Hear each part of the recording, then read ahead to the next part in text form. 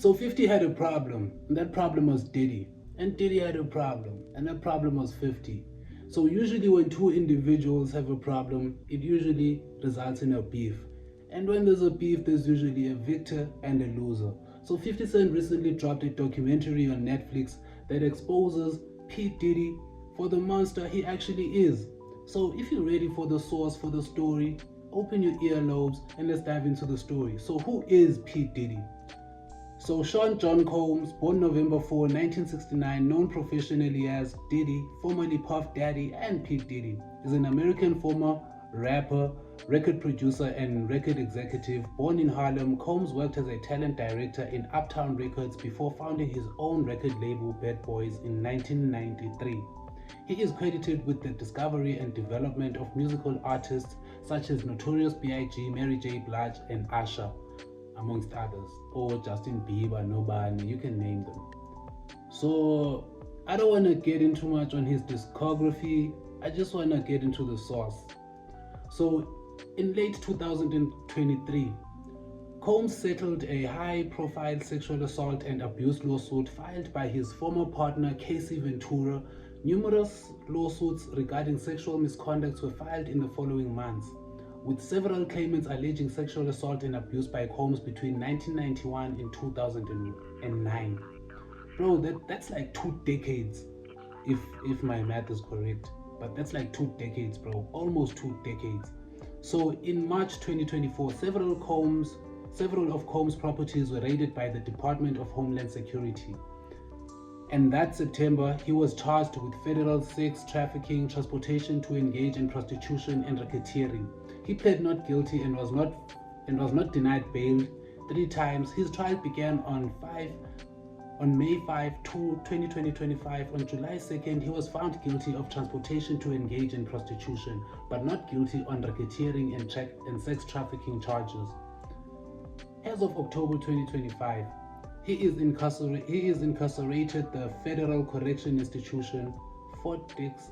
On October 3, 2025, Combs was sentenced to 50 months in prison with credit for 12 months time served.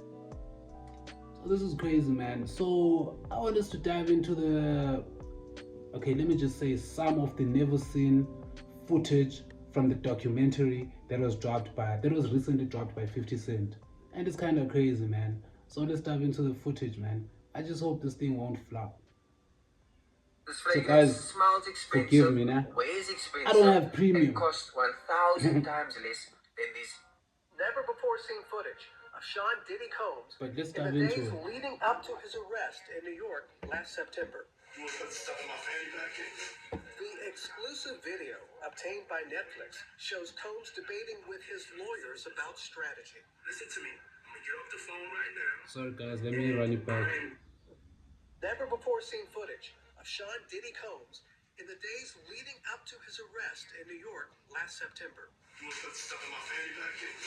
The exclusive video obtained by Netflix shows Combs debating with his lawyers about strategy. Listen to me. I'm gonna get off the phone right now, and I am gonna let you professionals look at the situation and come back to me with a solution. No matter what nobody said. Let's just here and there, y'all are not working together the right way. We're losing. The footage is part of a new, highly anticipated docuseries by director Alex Stick. Allegedly, the footage has been stolen, so we don't know where 50 got the footage, but kudos to 50 for getting the footage, because now we have something to react to. We have something to actually be excited about. Appleton and rapper and executive producer Curtis 50 Cent Jackson, titled Sean Combs, The Reckoning. Was there anything that surprised you when you were watching? I think it was surprising that he actually filmed it.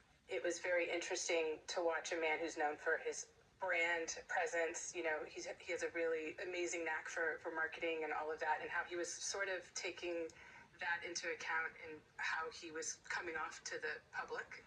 The exclusive video also shows Combs in Harlem greeting fans.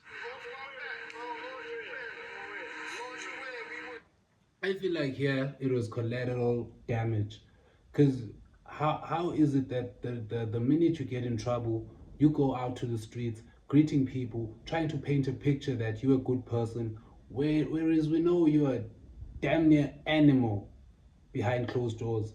So we're not buying it, bro. I'll accept it. I need some hand sanitizer. I've been out in the streets amongst the people. Yeah, I gotta take a bath. Like the amount of people that actually I'm coming in contact with, like that's what I have to do. You know what I'm saying?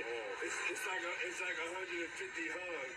You're a public person as well, and there was one instance in Harlem, and his reaction when those people Went away. Car and said, I feel like I need to wash. Like I'm dirt. That was. It should show you his character. Was that the reason for including it? Yeah. I mean, it is. What's the odds that you would do that in front of the camera? Like that's one of the moments where you forgot he was on tape. How do you respond to people who say that it's more about the disdain that you have for Sean Combs than it is for giving the victims a platform? What they consider a pre-existing beef, right? For 20 years, right? Is me getting uncomfortable with him suggesting that he takes me shopping, or I looked at it like it was like a tester, like maybe you'll come play with me, type of thing, right? And it's not personal. I think it's important to also let people know that the show is not completely the perspectives of people that did not like Sean. We weren't trying to just get the highlights, the salacious details. You know, that the real goal was to storytell. And not everyone needed to have an allegation to be a part of this project.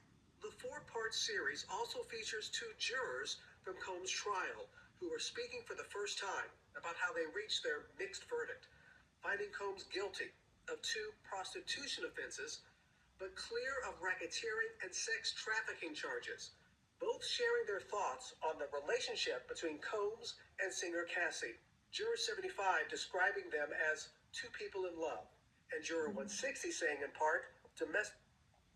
Casey and Diddy were never in love. It was an abusive relationship. I did watch the documentary, and it didn't paint Diddy as the good person he wanted to be seen as.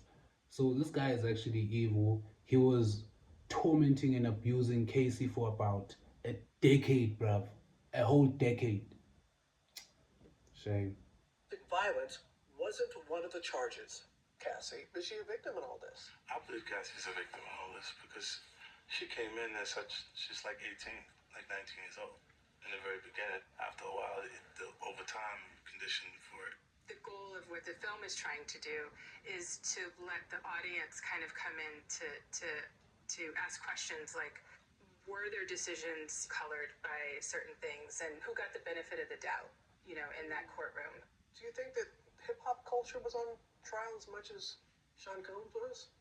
Look, if I didn't say anything, you would interpret it as hip-hop is fine with his behaviors. There's no one else being vocal. So you would look at it and just say,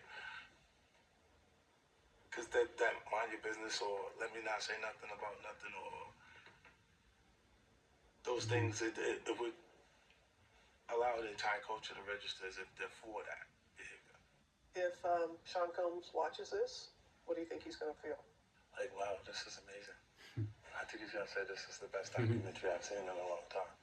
Because you'll see people saying that, he may feel a different way about pieces and bits of it, but he knows the truth. I think he'll see the truth in it. Wow, there's some finish, right?